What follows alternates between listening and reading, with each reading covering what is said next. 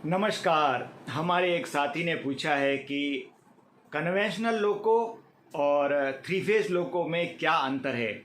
अब देखिए, अंतर देखने जाए तो उसमें कई सैकड़ों अंतर है। जब लिखने बैठेंगे तो बहुत सारे अंतर मिलेंगे आपको, लेकिन कभी आपको कोई परीक्षा में पूछे या ऐसे पूछे तो मुख्य मुख्य अंतर जो मेन बातें हैं वो मैं आज आपको बता देता हूँ।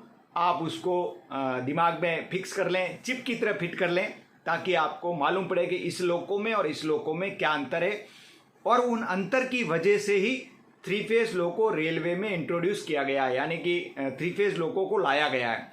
थ्री फेज लोको को कहाँ से लाए हम लोग? विदेश से लाए, स्विट्जरलैंड से हमने खरीदा इसको टेक्नोलॉजी के साथ में। स्टार्टिंग में कुछ लोको खरीदे, साथ में टेक्नोलॉजी खरीदी, और कुछ सालों तक गोमो शेड में, जहाँ जो मैन्युफैक्चरिंग कंपनी है एबीबी, उसके जो इंजीनियर थे वो वहीं रहे। उन्होंने ट्रबल शूटिंग किया, सिखाया, और फिर बाद में ये भारत में बनने लग गए।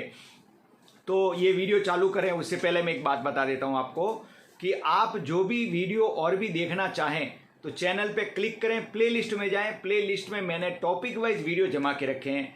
कई लोग प्लेलिस्ट को खोल ही नहीं पा रहे, पता नहीं क्या चक्कर है, समझ में नहीं आ रहा। मैंने हर वीडियो में ईमेल आईडी भी डाला हुआ है, लेकिन लोग बाग फिर भी पूछते हैं आपका ईमेल आईडी क्या है। अब पता नहीं लोग कैसे देख रहे हैं, इतने भोले क्यों हैं, कुछ समझ में नहीं आ रहा है।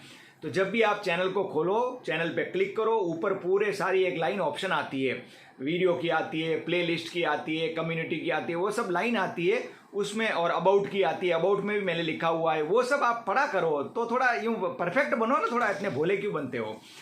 उसके बाद में ये जो वीडियो बनाता हूँ ये चलते फिरते, मतलब थोड़ा रिवीजन हो जाए इसके लिए, और प्रॉपर जो देखना है वो तो आप प्रॉपर अपनी बुक में देख के याद करें। तो देखते हैं क्या क्या अंतर हैं।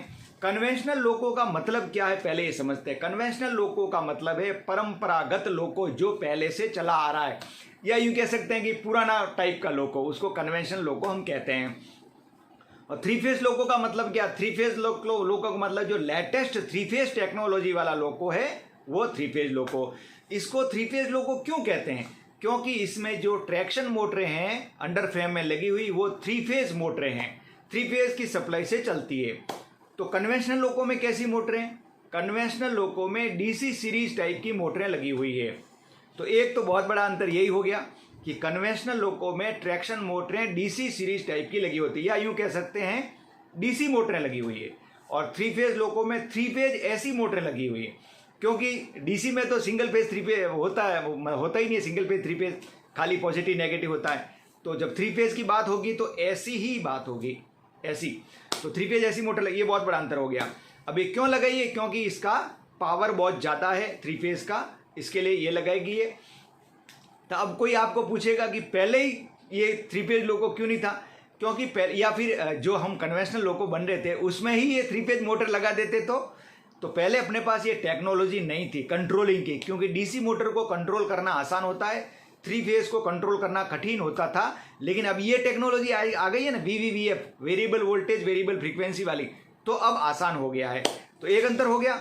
दूसरा अंतर BPCS का, push button for constant speed.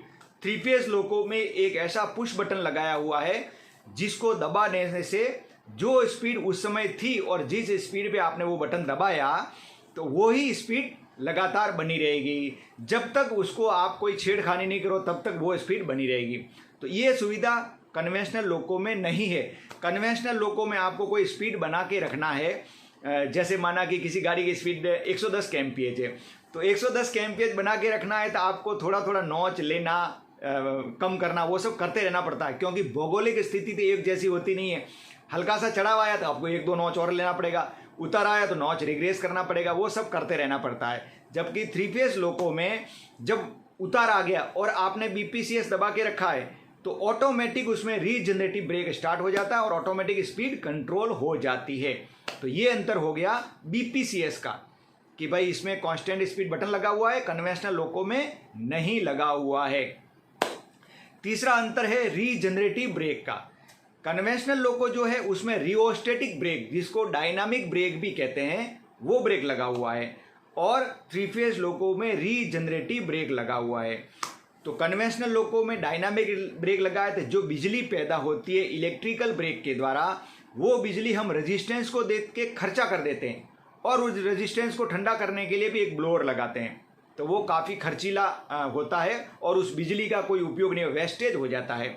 जबकि 3 फेज लोको में रीजनरेटिव ब्रेक है, यानी कि हम फिर से बिजली पैदा करके ऊपर ओएचई में भेजते हैं, और ओएचई में भेजने से वो बिजली क्या होती है, उस सेक्शन में जो गाड़ियाँ चल रही होती है उसको वो पूरा वोल्टेज मिलता है और अच्छी स्पीड से गाड़ियाँ चलती है।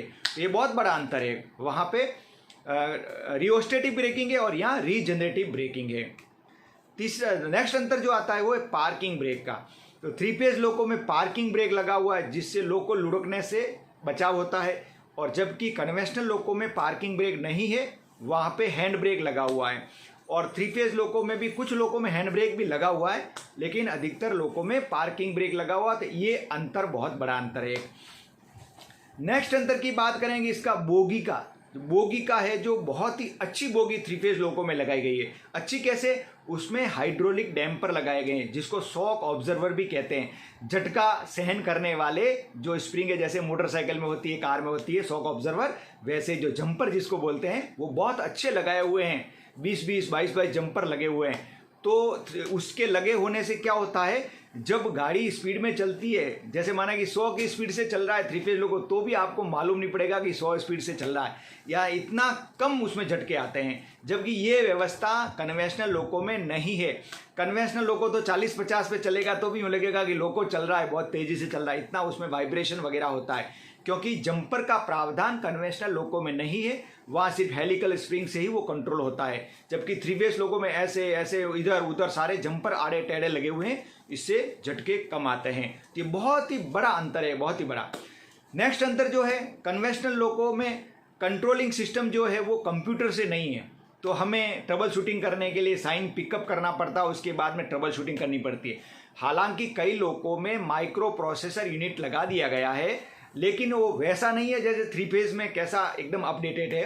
तो 3 फेज लोको में टोटली कंप्यूटर सिस्टम है, और कंप्यूटराइज होने के कारण सभी बातें डेस्क पर मालूम पड़ जाती है। खराबियाँ, कोई ट्रैक्शन मोटर का टेम्परेचर हो, कोई आइसोलेट चीज़ हो, वो सब बातें डेस्क पर मालूम पड़ जाती है। एक बहुत बड़ी बात होती है।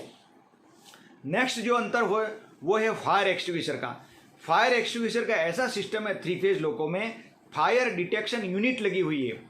जब भी कोई आग लगेगी या स्मोक होगा तो कैब में उसका अलार्म बजेगा, और कैब से ही आप फायर एक्सटिंग्विशर को ऑपरेट कर सकते हो। ये बहुत अच्छी सुविधा है, ये कन्वेंशनल लोको में नहीं है। कन्वेंशनल लोको में कोई फायर लगेगी तो उपकरण जल जाएगा, तब अर्थ फॉल्ट होगा और तब हमें मालूम पड़ेगा, या अंदर गए और चेक कर रहे हैं, विजुअली आँख से देखा तो मालूम पड़ेगा।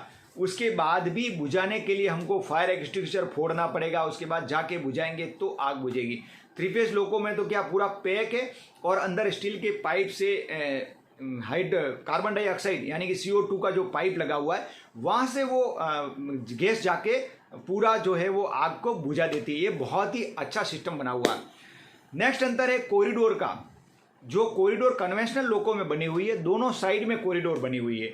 तो कॉरिडोर दोनों साइड में बनी होने के कारण क्या है कि स्पेस कम है। हमको कभी भी जल्दी जल्दी ट्रबल शूटिंग करना होता है तो कॉरिडोर में आने जाने में बहुत दिक्कत होती है, कपड़े भी फटते हैं, सिर में चोट लगने की संभावना रहती है। तो 3 फेज लोको में क्या क्या है, कॉरिडोर एकदम सेंटर में बना दिया है, तो चलने में ईजी रहता है, ट्रबल शूटिंग करने में भी ईजी रहता है। नेक्स्ट अंतर जो है, कन्वेंशनल लोको में सारे उपकरण जो है ओपन कंडीशन में, तो ओपन कंडीशन में होने के कारण उसमें धूल मिट्टी भी बहुत जमा होती है, और फिर हमको भी खतरा रहता है बिजली का झरक लगने का, फिर ऑयल भी बहुत फैल जाता है ओपन होने के कारण। जबकि 3 फेज लोको में सारा सिस्टम पैक्ड आइटम है, जैसे ऑयल कूलिंग ब्लोअर वो भी पूरा पैक है, SR1 SR2 ये सारे पैक सिस्टम एकदम। नेक्स्ट जो है वो कंप्रेसर 3 फेज लोको में अंडर फ्रेम में लगे हुए हैं, कन्वेंशनल लोको में अंदर ही लगे हुए हैं, यानी कि जो जिसको बोलते हैं मशीन रूम, तो उसके अंदर ही लगे हुए हैं। तो वहाँ पे क्या होता है, तेल वेल का बिखरा होता है, आवाज़ भी बहुत करता है, कैब में आवाज़ बहुत आती है। तो 3 फेज लोको में अंडर फ्रेम में, तो कभी तेल वेल का बिखरा हुआ तो भी अंडर फ्रेम में होगा, तो आग लगने की संभावनाएं कम हो जाती है। दूसरा, आवाज़ भी कम हो जाती है, शांत रहेगा लोको। इस प्रकार की ये सुविधा दी हुई है। VCD तो आजकल कन्वेंशनल में भी लगा दी गई मॉडिफिकेशन करके, और 3 फेज में तो ऑलरेडी VCD है ही। और भी कई ऐसे छोटे मोटे बहुत सारे अंतर हैं, लेकिन ये मुख्य अंतर जो थे मैं आपको बताना चाहता था, ये आपको बता दिए हैं।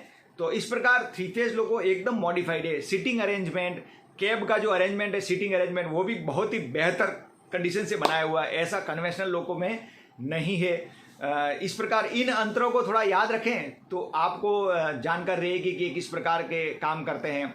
फिर ऑक्सिलरियाँ जो चलती है इसमें सेंसर के द्वारा चलती है कि भाई टेम्परेचर ज़्यादा होगा तो ऑक्सिलरियाँ जो कम स्पीड और ज़्यादा स्पीड ऑटोमेटिक होती है। तो कन्वेंशनल लोको में ऐसा नहीं है, एक बार जो चला दिया वो चलता रहेगा।